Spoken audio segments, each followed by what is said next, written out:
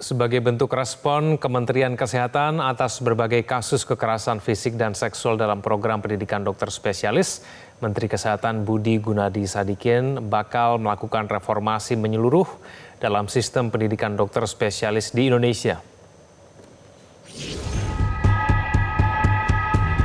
Maraknya sejumlah kasus pelecehan hingga kekerasan seksual yang dilakukan oleh dokter program pendidikan dokter spesialis akhir-akhir ini, pemerintah melalui Kementerian Kesehatan melakukan evaluasi mendalam, diantaranya dengan melakukan tes psikologi dokter PPDS secara berkala. Tes psikologi bertujuan untuk mengidentifikasi kondisi kejiwaan menyimpang dan akan dinilai apakah dokter yang bersangkutan mampu menjalankan pendidikan tersebut atau tidak. Tes psikologi akan dilakukan setiap 6 bulan sekali sebagai bentuk pengawasan secara berkala dan monitoring rutin. Untuk melakukan mengikuti tes psikologis, sehingga dengan demikian kita bisa mengetahui kondisi kejiwaannya dari bersangkutan untuk bisa melakukan pendidikan ini dan nantinya akan bisa melayani masyarakat dengan sebaik-baik.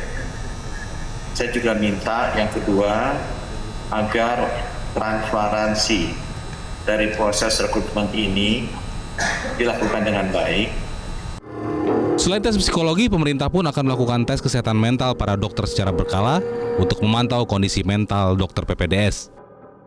Kemudian juga marilah kita lahirkan dokter-dokter yang tidak hanya cerdas, tidak hanya memiliki kualifikasi yang baik, tetapi juga berintegritas dan bermartabat serta menjunjung nilai-nilai kemanusiaan. Kami sekali lagi sepakat dengan apa-apa yang sudah disampaikan oleh Bapak Menteri Kesehatan, sehingga semua itu dapat diperbaiki.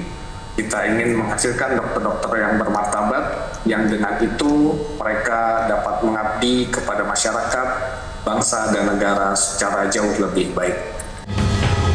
Kementerian Kesehatan kerap menerima laporan bahwa para peserta didik dokter spesialis ini dipaksa bekerja luar biasa. Padahal aturan-aturan mengenai jam kerja bagi peserta didik PPDS itu sudah ada dan sesuai dengan standar. Kementerian Kesehatan mendorong agar para peserta didik program pendidikan dokter spesialis bisa praktek sebagai dokter umum. Nantinya, peserta didik PPDS akan diberikan surat izin praktik sehingga mereka juga bisa mendapatkan penghasilan.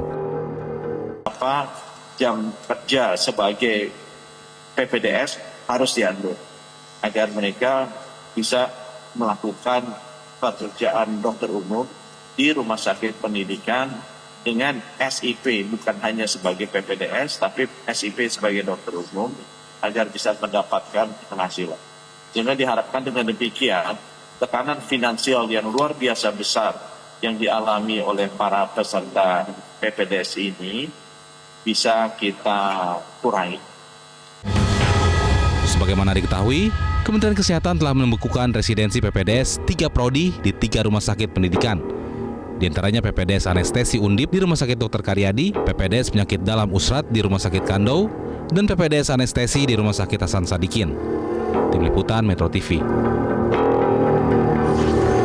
Jelajahi cara baru mendapatkan informasi. Download Metro TV Extend sekarang.